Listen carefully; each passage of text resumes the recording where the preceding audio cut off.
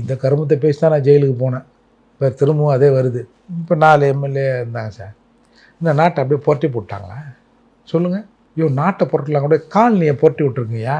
காலனியெல்லாம் மாற்றிட்டேன் தெரியல, எங்களால் முடிஞ்ச அளவுக்கு மாற்றம் செஞ்சுருக்கோம்ல அப்படின்னு ஒன்றை காட்டுங்க. இந்த 4 ஆண்டுகளில் 7,831 கோடி ரூபாய். இந்த கருமத்தை பேசி தான் நான் ஜெயிலுக்கு போனேன். இப்போ திரும்பவும் அதே வருது. 7,831 கோடி ரூபாயை வந்து சப்ளாலேருந்து அரசு செலவு பண்ணாமல் திருப்பி அனுப்புது. ஒரு நாள் இந்த 4 பேர். ஆனால் பாய் அப்படியா நாரே தக்பீர் அவர் விட்டுருவோம். மற்றவங்க யாராவது ஒரு நாள் பேசியிருப்பாங்களா?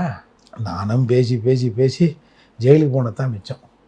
120 கோடி ஒதுக்கிட்டு 2 கோடி செலவு பண்ணி 118 கோடியை திருப்பி அனுப்பிச்சிட்டான். என் புள்ள வந்து ஒழுங்காக கக்கூஸ் போகிறது, ஸ்கூலுக்கு படிக்க போகிறது இந்த கவர்மெண்ட்டுக்கு பிடிக்கலையா அப்படி நாங்கள் எடுத்துக்கலாமா?